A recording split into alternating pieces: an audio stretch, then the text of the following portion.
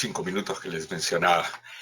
Bueno, vamos a ver nuestro segundo módulo, medidas complementarias. Como que también hacemos un descanso mental y conceptual para retomar fuertemente lo que es la discriminación y las obligaciones concretas. Porque ya están adivinando, me imagino, pues no es cierto que son dos, los CCF y las políticas salariales. Y es fácil decirlas así, porque vamos a ver la complejidad que tienen cada una de ellas.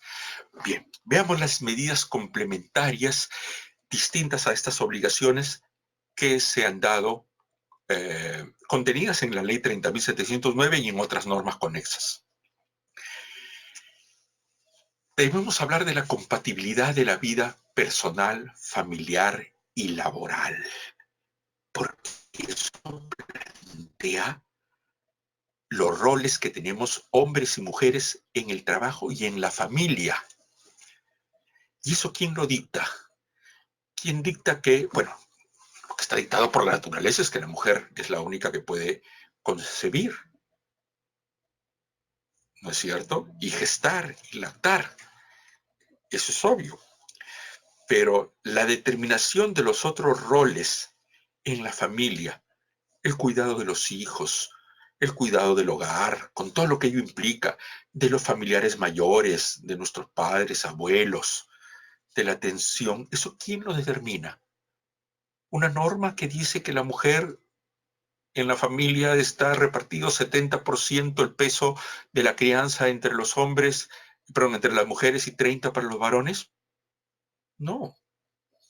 Y eso varía obviamente con el tiempo, ¿no es cierto? Y con el lugar. Eso es lo que les decía el género, la atribución de roles a los sexos y que se hacen tangibles en esta necesidad de compatibilizar la vida personal, familiar y laboral.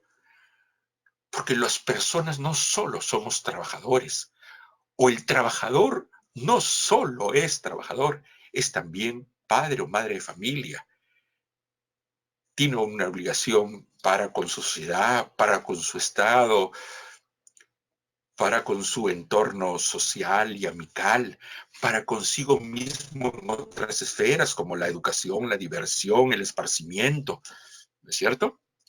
Entonces, como expresión y desarrollo de los principios fundamentales de igualdad, respeto por la libertad, dignidad, seguridad y vida humana, todo empleador debe garantizar se adecue o hagan compatibles la vida personal, familiar y laboral. En materia de empleo y ocupación, nuestro país ha ratificado el convenio 156 sobre trabajadores con responsabilidades familiares, el cual indica que con miras a crear la igualdad efectiva de oportunidades, igualdad de trato entre trabajadores y trabajadoras, se deberá incluir entre los objetivos de su política nacional el de permitir que las personas con responsabilidades familiares que desempeñen o deseen desempeñar un empleo ejerzan su derecho a hacerlo, es decir, a trabajar, pero sin ser objeto de discriminación y en la medida de lo posible, perdón, sin conflicto entre sus responsabilidades familiares y profesionales. Para dar cumplimiento a este mandato que el Perú se ha obligado al suscribir este convenio del OIT, que insisto es parte de nuestro ordenamiento, y además reconociendo la mejora de condiciones de todos los trabajadores, especialmente los que tienen obligaciones familiares, se han dado una serie de medidas especiales a través de estas normas. Por ejemplo, la Ley 30.119, que reconoce el derecho de todo trabajador de gozar una licencia para la asistencia médica y la terapia de rehabilitación de personas con discapacidad a su cargo. La Ley 30.012, ley que concede el derecho de licencia a trabajadores con familiares directos que se encuentren con enfermedad en estado grave, terminal o sufran un accidente grave. La Ley 30.364, ley que busca prevenir, sancionar y erradicar la violencia producida en el ámbito público o privado contra las mujeres y los integrantes del grupo familiar. Todas normas que ya están plenamente operativas y vigentes. Entonces, para establecer esta compatibilidad entre la vida personal y laboral, se establece una prohibición de diferencia remunerativa en cuanto sería un criterio prohibido de diferencia de las remuneraciones por el hecho de tener una carga familiar. Por eso es que no se consideran diferencias objetivas y razonables aquellas que están vinculadas directa o indirectamente con el embarazo, la maternidad, la paternidad, la lactancia o las responsabilidades familiares o ser víctima de la violencia. La cuestión es que soterradamente, indirectamente, sin que esté escrito en ningún documento, hay empresas donde a veces los hombres y sobre todo las mujeres postergan o definitivamente no desarrollan su derecho a procrear, a tener una familia, a casarse y a tener hijos, o convivir y tener o no hijos o tener pareja, en la medida en que eso implica responsabilidades que me van a sustraer de parte del trabajo. Fulanita, por decir un ejemplo, Raquelita trabajaba y se quedaba y hacía sus horas extras, pero desde que se casó ya se va temprano a su casa. No rinde igual. Jorgito, desde que se casó y tiene hijos, bueno, ahora se va temprano. O ya no participa en tales cosas, ¿no? Ya no está dispuesto a viajar a provincias como antes, porque ahora sábado y domingo pues la pasa con su pareja y tiene que educar a sus hijos o pasar tiempo con sus hijos. Y son personas que respecto de la empresa son menos rentables, son personas a que no estamos dispuestos a promocionar o a implicar mejoras remunerativas. Por eso es que el empleador debe adoptar medidas para evitar que los periodos además de incapacidad temporal vinculadas con el embarazo, la licencia por maternidad o por paternidad, el permiso por lactancia materna, la asunción de responsabilidades familiares, tengan un impacto adverso en la asignación de incrementos remunerativos o beneficios de cualquier otra índole.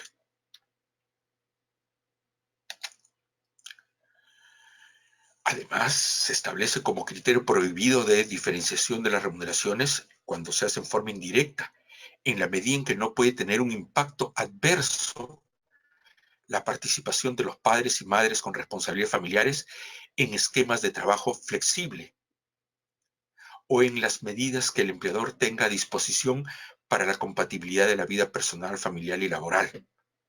Por ejemplo, hay empresas que plantean más allá de lo que imponga la ley, por ejemplo, como trabajo, como la licencia por lactancia,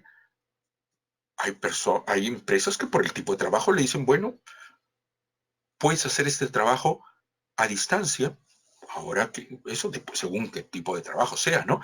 Ya que ahora los medios como este a través del cual nos estamos comunicando, la tecnología permite, según el tipo de trabajo, el trabajo a distancia, el teletrabajo que está regulado, entonces un esquema de trabajo podría ser el teletrabajo y eso no podría implicar una desmejora en la remuneración. Ahora, la no renovación del contrato. Respecto de las trabajadoras que se encuentran embarazadas o en periodo de lactancia, queda prohibido que por dichos motivos no se le renueve el contrato. Estamos hablando de los contratos modales en el sector privado, ¿no es cierto? De tal manera que la protección comprenda a cualquier trabajadora sujeta a un contrato modal o a plazo fijo y comprende cualquier régimen general o especial. Temporalmente la protección se extiende desde el momento del embarazo hasta el término del periodo de lactancia. No se considera una práctica discriminatoria la no renovación del contrato sujeto a modalidad o a plazo fijo, en los cuales desaparece la causa que justificó la contratación temporal. Esto no quiere decir que cuando contrato a una persona embarazada o se embaraza durante el contrato modal o a plazo fijo, estoy obligado a renovarle. No, porque si es que desaparece la causa que justificó la contratación temporal, y recordemos que la contratación temporal implica, requiere como requisito esencial hacer objetiva la causa que justifica la contratación temporal. Por ejemplo, un contrato de temporada. Termina la temporada de verano en el hotel, por lo tanto, ya no le renuevo a la madre trabajadora y no puede decir que este está prohibido, no, porque desapareció, porque la causa objetiva era la temporada, o la suplencia, o la necesidad de mercado, o el inicio de la actividad, o el proceso de reconversión empresarial, etcétera. Pero si no es ese caso, es decir, no desaparece la causa que justificó la contratación temporal, tanto no desapareció que luego que no le renové a la madre trabajadora, contraté a otra mujer o a un varón para que haga lo mismo. En ese caso, se considera que es un despido, esa no renovación es un acto prohibido que se asemeja al despido nulo en cuanto a acto discriminatorio, de tal manera que la trabajadora puede solicitar la reposición o pedir la indemnización correspondiente al despido nulo. Además, también se ha modificado la ley 26.772 sobre la discriminación en el acceso al empleo y se ha fortalecido de tal manera que se dispone que las ofertas de empleo y el acceso a medios de formación educativa no pueden contener requisitos que constituyan discriminación, alteración o igualdad de oportunidades de trato. Y en cuanto a la ley 30.709 a la cual nos referimos, ha introducido importantes modificaciones en esta norma contra la discriminación en el acceso al empleo. Por ejemplo, el potencial empleador no puede solicitar a la candidata a un puesto de trabajo la realización de la prueba de embarazo, salvo que en aquellos casos en que el puesto de trabajo involucre un riesgo para la salud de la mujer gestante o del feto o de la mujer lactante.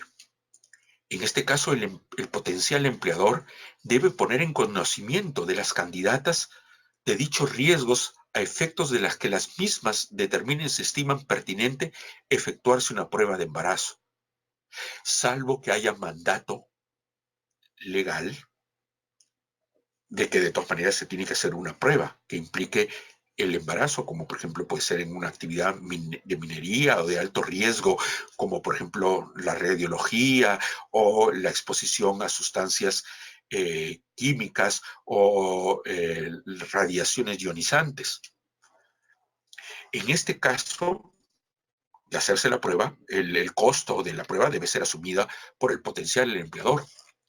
Y en el caso la prueba resulte positiva y la candidata sea seleccionada, esto no puede afectar el resultado del proceso de selección, debiendo aplicarse lo previsto en la Ley 28048 y el Decreto Supremo 09/2004 Ley de Protección de la Mujer Gestante, que realiza labores que ponen en riesgo su salud o el desarrollo normal del embrión y el feto, de tal manera que las trabajadoras gestantes que cuentan con la certificación médica correspondiente podrán solicitar al empleador no realizar labores que pongan en peligro su salud integral o el desarrollo del embrión y del feto durante la gestación.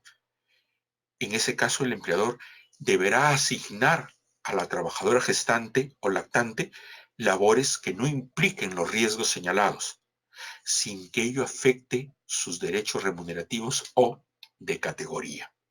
Bien, esto ha sido incrementado por la ley 30.709 que comentamos. En el mismo sentido, se supera la sola protección contra la discriminación en el acceso al empleo, pues al modificarse la ley 26.772 en su artículo 3, se extiende la protección también al desarrollo de la relación laboral, lo cual no solo es una extensión temporal, sino de materias y dimensión de las condiciones de trabajo. No solo se protege en el acceso al empleo, sino al desarrollo de la relación de trabajo, donde se verán cuestiones como salarios, condiciones de trabajo, capacitaciones, ascensos y promociones, como expresión y desarrollo de los principios fundamentales de igualdad, respeto por la libertad, dignidad, seguridad y vida humana. Todo empleador debe garantizar en este entorno un trabajo digno a los trabajadores y trabajadoras y clima laboral con respeto, con base al respeto y la no discriminación.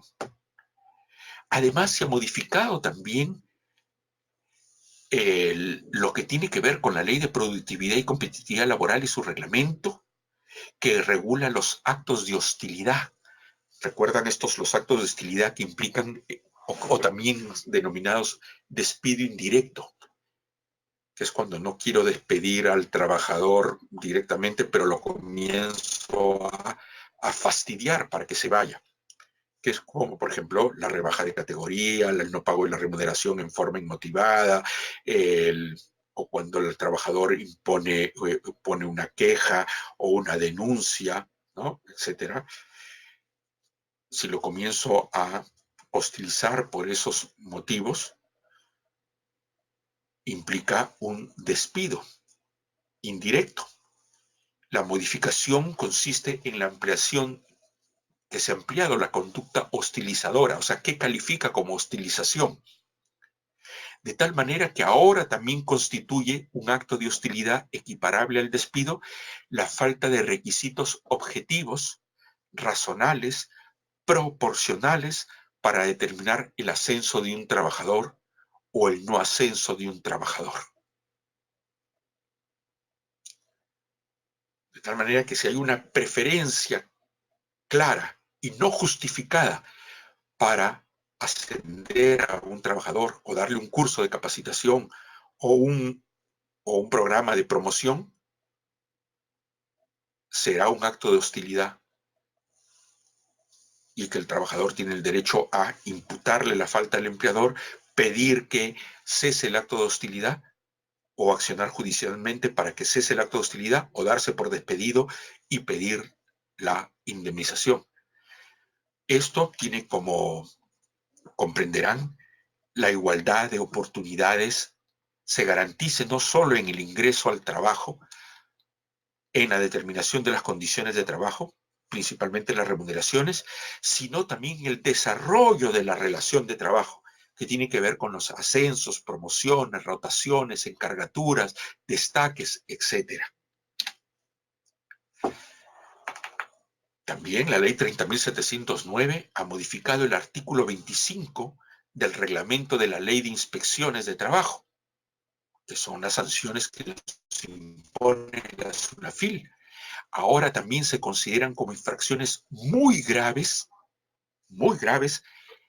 el no contar con un cuadro de categorías y funciones, no contar con una política salarial, de acuerdo a lo que hemos ya mencionado y vamos a desarrollar, y además no cumplir con informar a los trabajadores acerca de la política salarial de la empresa. Porque la política salarial no solo hay que desarrollarla y tenerla como documento, sino informarla a los trabajadores. Eso también es una falta.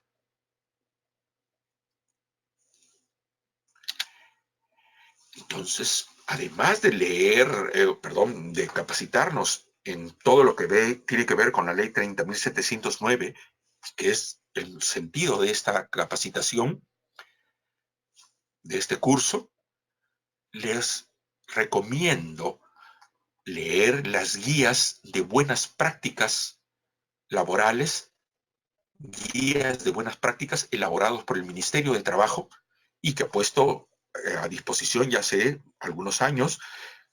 Primero, la guía de buenas prácticas en materia de igualdad y no discriminación en el acceso al empleo y la ocupación, es decir, cómo no poner una medida discriminatoria directa o indirecta en una convocatoria al empleo. Esto está en la Resolución Ministerial 159-2013-TR. Además, también la guía de buenas prácticas en materia de conciliación del trabajo y la vida familiar y personal de la Resolución Ministerial 048-2014-TR, normas que he considerado pertinente incorporar en el paquete que le están en su sección documentos. Muy bien. Veamos ya la operatividad.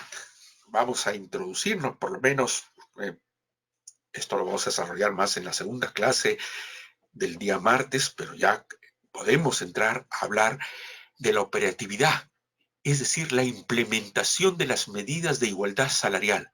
¿Cuáles son estas medidas? Precisamente las que nos va a vigilar la SUNAFIL y por las cuales ahora también serán sancionables como faltas muy graves.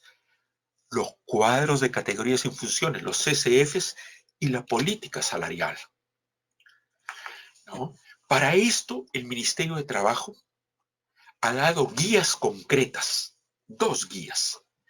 La Resolución Ministerial 243-2008-TR del 24 de septiembre del año pasado, mediante el cual se aprueba la guía que contiene las pautas referenciales que pueden ser utilizadas para la organización, por el empleador para evaluar puestos y definir los CCFs. Eso es lo que vamos a llamar la guía 1. Después, recientemente, el 22 de mayo, se ha dado la Resolución Ministerial 145-2019-TR, norma que aprueba la guía metodológica para la valoración objetiva sin discriminación de género de puestos de trabajo y la elaboración del CCF. Esto es lo que llamaremos la guía 2. Son guías complementarias. Además que las vamos a desarrollar en este curso, también las pueden consultar en el paquete normativo que les hemos ofrecido en la sección documentos de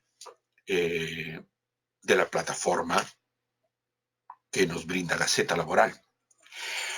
La guía 1 se plantea como objetivo mostrar las diferencias. Primero, la guía 1, casi la mitad, no es tan operativa, sino por eso que no la vamos a desarrollar en esa parte, pero sí es buena su lectura, que tiene más o menos el sentido de lo que les he venido diciendo. Convencernos de que efectivamente en el país existen diferencias salariales entre hombres y mujeres.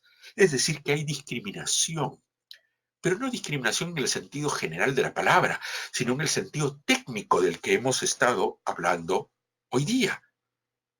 Es decir, nos muestra la guía objetivamente con estadísticas fiables que existen diferencias salariales entre hombres y mujeres, que es importante reducirlas. Nos plantea cuáles son los lineamientos normativos existentes y la ruta propuesta, es decir, el método, o lo que llamamos aquí en este curso, gestión de obligaciones de discriminación salarial para implementar estas medidas y que eliminen estas brechas. Hay que recordar que esta guía, no es, si bien les he dictado la resolución ministerial, sí se publicó en el diario oficial la resolución ministerial en cuanto dice apruébese la guía tal, pero el contenido de la guía no fue publicado en el diario oficial, sino lo hemos tenido que obtener de la página web del Estado peruano en lo referido al Ministerio de Trabajo. Esta es la página web para el que desee bajarlo directamente o, como les digo, ya lo tienen en su paquete normativo. Esta guía número 1 nos dice que la brecha salarial entre hombres y mujeres se sustenta en dos factores. Factores objetivos, como la educación, la experiencia laboral, las horas dedicadas al empleo remunerado, la variación según el sector de la actividad económica, el tipo de ocupación o el tamaño de la empresa.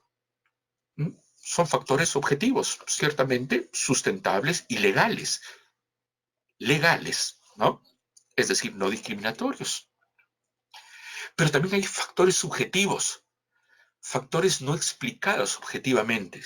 Son factores que obedecen a patrones estructurales, les decía, nuestra sociedad, el Estado, que son asociados a la desigualdad, a la desigual división del trabajo doméstico y del cuidado de otras personas entre hombres y mujeres, o la existencia de mecanismos sutiles de discriminación. ¿Quién dice que si hombre y mujer que se casan y que los dos tienen profesiones, la mujer debe quedarse en la casa o sacrificar su carrera? No lo dice ninguna norma, pero es muy usual en el Perú. Es un patrón estructural de la sociedad, ¿no?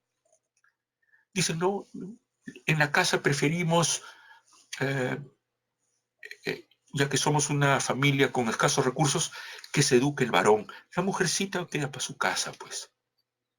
Entonces las familias invierten en el varón y no la mujer.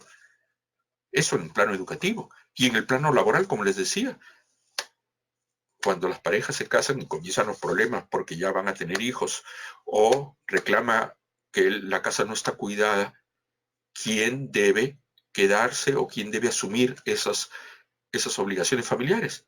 Lo hace estructuralmente la mujer, lo cual obedece a una visión, que es la visión de género.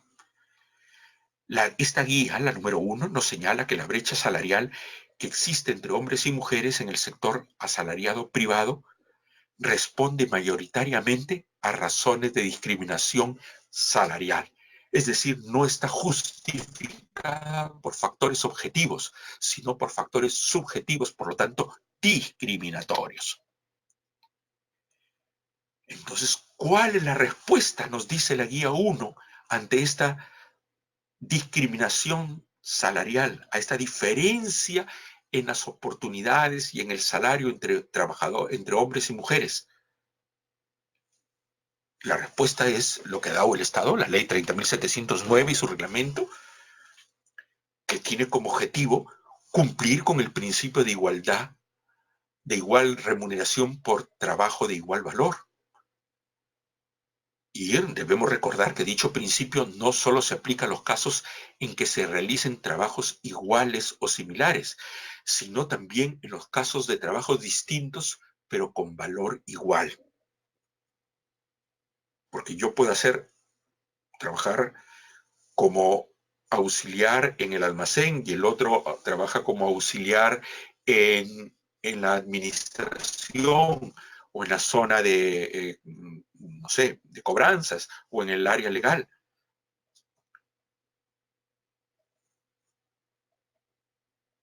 Hay que ver la valorización del puesto, que eso es lo que vamos a aprender en las horas siguientes y en los días siguientes. Es decir, los trabajos pueden tener contenidos, responsabilidades, calificaciones y condiciones diferentes, pero generan el mismo valor relativo para la organización. Por lo tanto, la remuneración debe ser la misma. Bajo este principio, lo que vamos a analizar es el valor del puesto y no la persona que lo ocupa. Esto es crucial.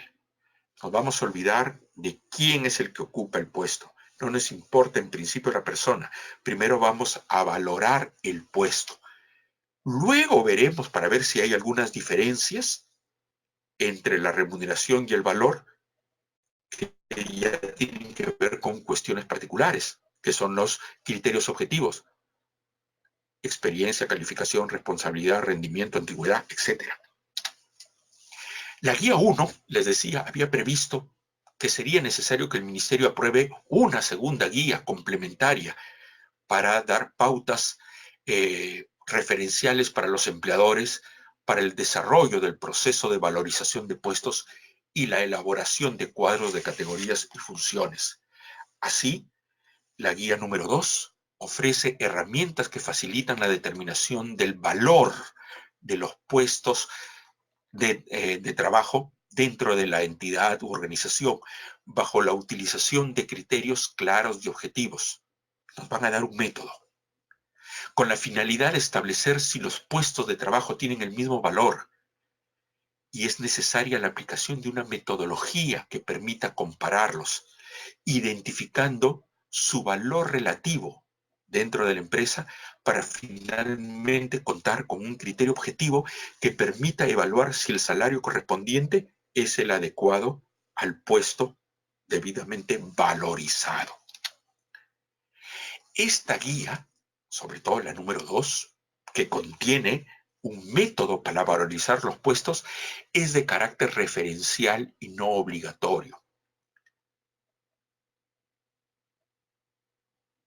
De tal manera que el empleador pueda utilizar cualquier otro método, en la medida en que sea también claro y objetivo y persiga los mismos métodos. Pero yo les digo y les recomiendo, salvo que ustedes ya tengan montado en la empresa un sistema, que serán muy pocas en el Perú, serán las empresas que tienen un nivel organizacional óptimo normalmente porque son subsidiarias o tienen partners en el extranjero que implican estándares mayores que los que normalmente existían en el Perú, pero que ahora existen a través de esta ley. En ese caso pueden seguir con su método, pero para aquellos que no los tienen, recomiendo no desviarnos o no utilizar otro método distinto, sobre todo.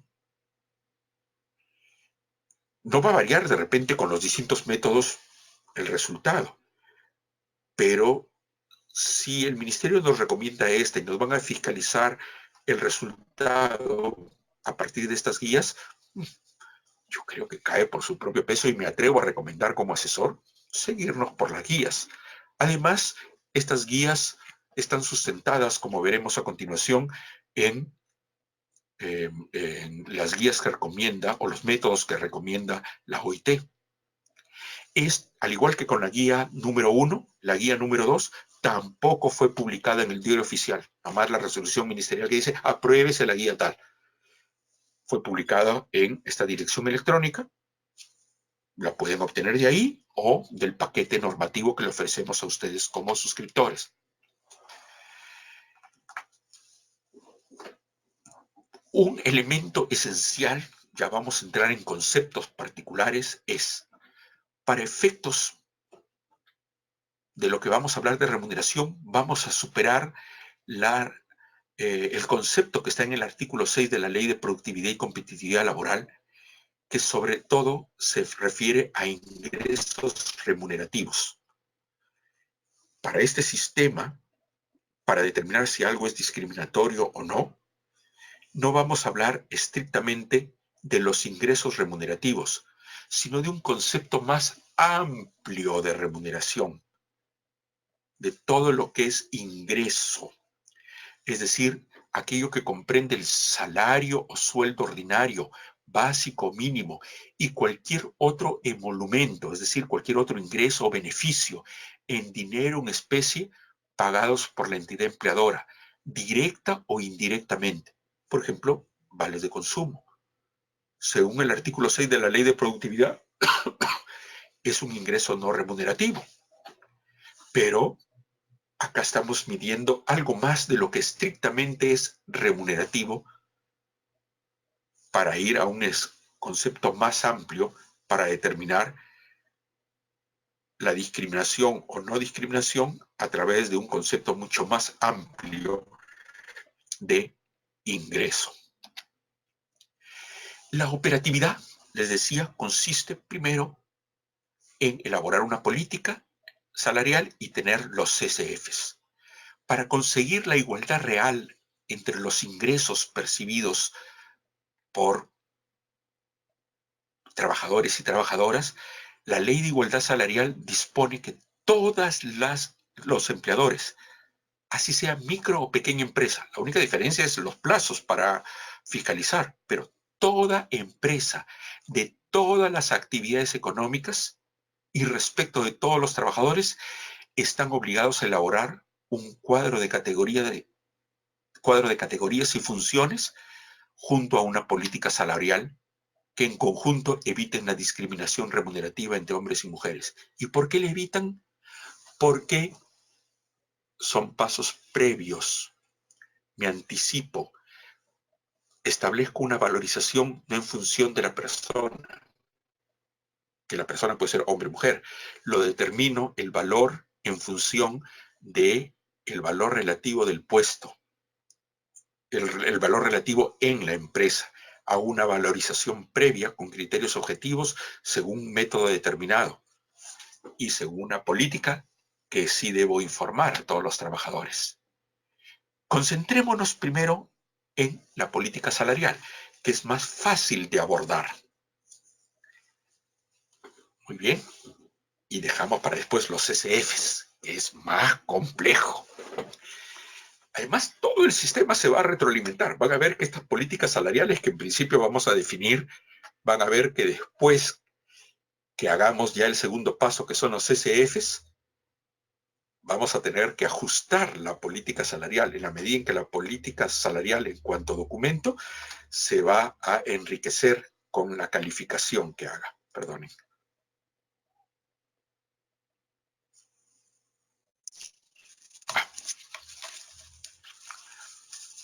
Me olvidé de tomar el último sorbo de café que había ahí. Es un pecado porque el café debe ser calientito, está con el frío de Lima y a estas horas me lo he sorbido helado. Bueno, ¿qué es la política salarial? La política salarial consiste en un conjunto de criterios y directrices establecidos por la entidad empleadora para la gestión, fijación o reajuste de los diferentes esquemas de remuneración de las y los trabajadores. ¿Qué es una política salarial en concreto?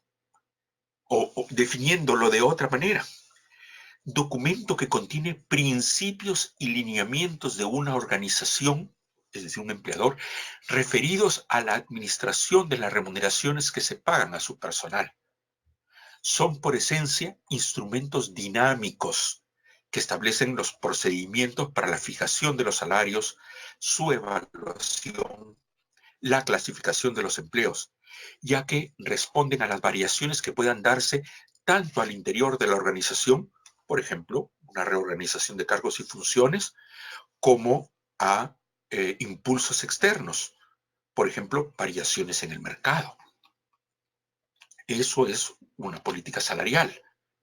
¿Qué contiene una política salarial? En ese sentido, yo que normalmente soy muy crítico del Ministerio de Trabajo, y con justificación, porque muchas veces no han hecho bien pues, su tarea, ¿no? Pero en este caso es encomiable que el Ministerio de Trabajo, porque el Ministerio no ha dado la ley de discriminación, eso lo ha dado el Congreso, es una ley. El Ministerio la ha reglamentado, pero además de reglamentarla, nos ha dado las guías, que entre comillas y entre nos es casi habernos hecho la mitad del trabajo, sobre todo en esta parte de las políticas remunerativas.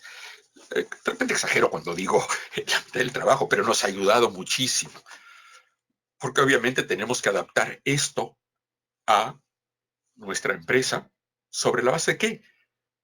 De estas reflexiones que estamos compartiendo ahora, de la relectura que ustedes hagan de las diapositivas, de la lectura o consulta que hagan de los informes especiales que hemos publicado y que las tienen ustedes a su disposición, o de la consulta directa de las guías, ¿no? Primero, el primer punto que debe contener la política salarial, la estructura de cargos y salarios. En este sentido, se entiende por estructura de cargos y salarios la clasificación de los cargos categorías y niveles. Las bandas o escalas salariales para cada categoría o puesto de trabajo. En estructuras organizacionales simples es posible que no se cuenten con bandas ni categorías salariales. Va a ser pues un nivel o dos niveles o dos categorías como máximo. En otros casos habrán 5 o 6 categorías y varios niveles, ¿no? Inclusive bandas, ¿no? En estos casos lo más común es que se establezcan jerarquías entre los puestos y que las remuneraciones se asignen proporcionalmente al valor que tiene cada puesto. En organizaciones de estructura compleja es muy probable que se cuenten con bandas salariales, por eso se debe contar con lineamientos objetivos que justifiquen la posición en la banda. Segundo, remuneración para cada puesto de trabajo, según la definición que hemos planteado de remuneración. Criterios o lineamientos para el otorgamiento de los distintos conceptos que se abonan al personal. Conforme al convenio 100 de la OIT que hemos mencionado y a la misma ley y su reglamento, debemos establecer cuáles son los criterios o lineamientos para valorizar y para otorgar las distintas ingresos remunerativos o no remunerativos, es decir, los beneficios conexos a la remuneración base. Debemos identificar la metodología aplicada, que no es otra cosa que la identificación y explicación en términos generales de la metodología que se aplica en vigor para medir y comparar de una manera objetiva y no discriminatoria el valor relativo de los diferentes cargos. Debemos contemplar los criterios justificantes de los que hemos hablado y que en este momento recordamos. Son los criterios que justifican el pago de remuneraciones diferentes a trabajos de igual valor, como por ejemplo antigüedad, experiencia, productividad, negociación colectiva, entre otros. ¿Cuáles son las medidas adoptadas para evitar el impacto adverso?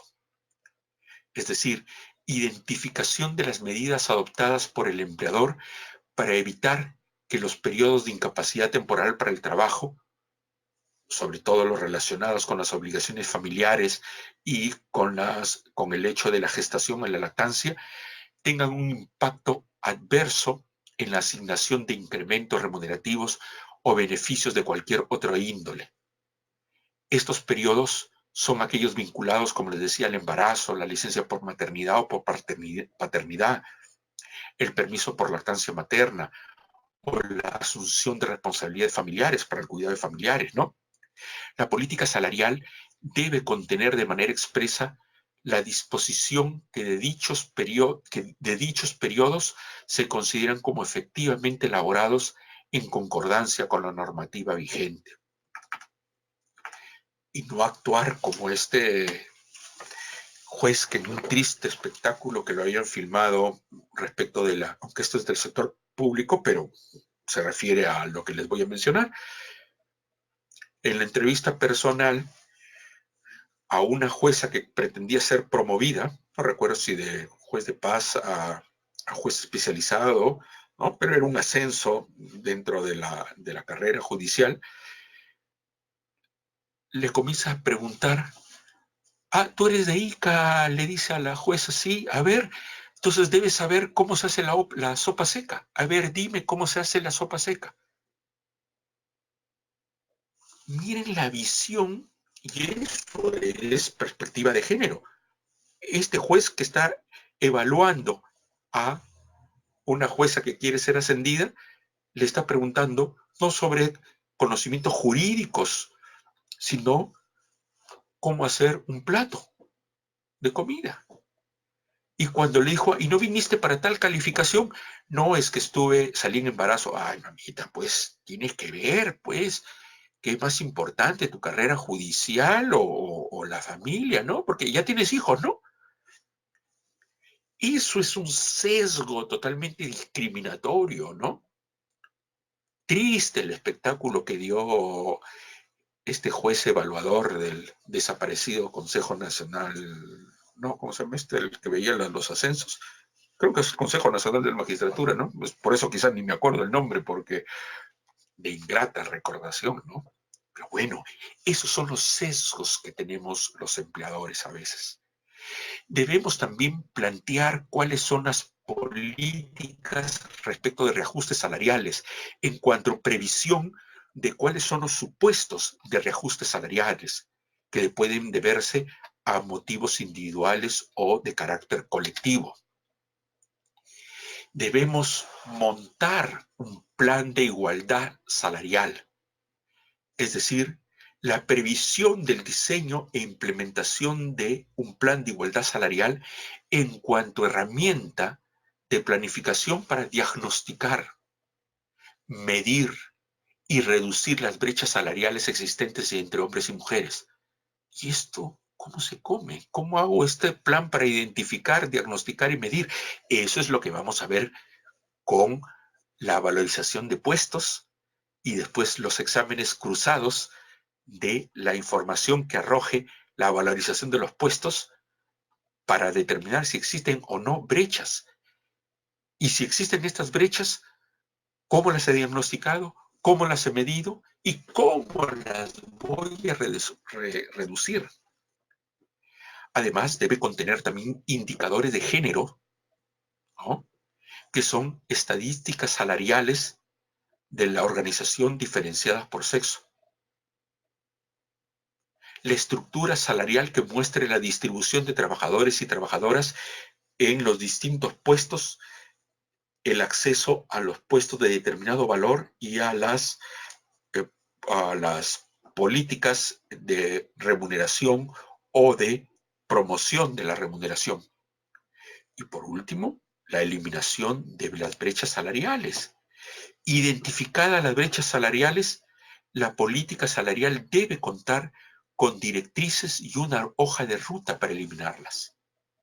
No nos dice ya, elimínenlas, porque es casi imposible, tanto estructuralmente, porque esto implica un ejercicio mental de visión en cuanto económicamente.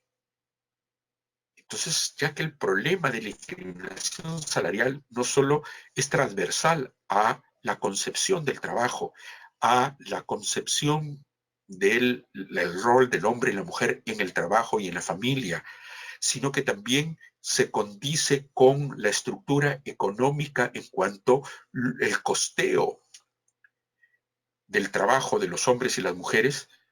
Entonces, lo que dice, si a través de este proceso has identificado que hay brechas salariales, tu política salarial, qué plantea como directrices y como hoja de ruta para eliminarlas. Es decir, cuáles son tus planes de acción, cuáles son las metas en el tiempo, es decir, qué es lo que voy a hacer, cuándo lo voy a hacer, quién lo va a hacer, quién lo va a supervisar. Eso debe contar la política salarial. Muy bien. Ahora, les decía que estas guías número 1 y guía número 2 que se han dado en septiembre del año pasado y en mayo, 22 de mayo de este año, estas guías se sustentan en un documento preparado por la Organización Internacional de Trabajo, la OIT, que se denomina Promoción de la Igualdad Salarial por medio de la evaluación no sexista de los empleos, guía detallada. Ese es el título que la OIT nos los pone a disposición en su página web. Acá está la dirección electrónica, pero que nosotros también lo hemos bajado en un PDF amigable, que no pese mucho, y lo tienen aquí en la plataforma y lo pueden consultar en la sección documentos, ¿no? Porque les había dicho que tenemos normativa, informes y documentos. Bueno, las guías se basan, y lo dice, lo reconoce el ministerio, estas guías se sustentan en lo que nos dice la OIT en este documento. Y la OIT apuesta por una metodología y reconoce la misma OIT, como lo reconoce el Ministerio de Trabajo, que es una metodología entre muchas más. Pueden libremente utilizar otras. La OIT reconoce que esta metodología, que se llama puntos por factor, valorización de los puestos de trabajo por puntos, tiene como propósito la valoración de los puestos de trabajo y permitir la construcción de categorías en forma objetiva para dichos puestos y como fin apuntar la reducción de las brechas salariales. Miren que dice reducción, no eliminación, porque es un proceso, es un proceso.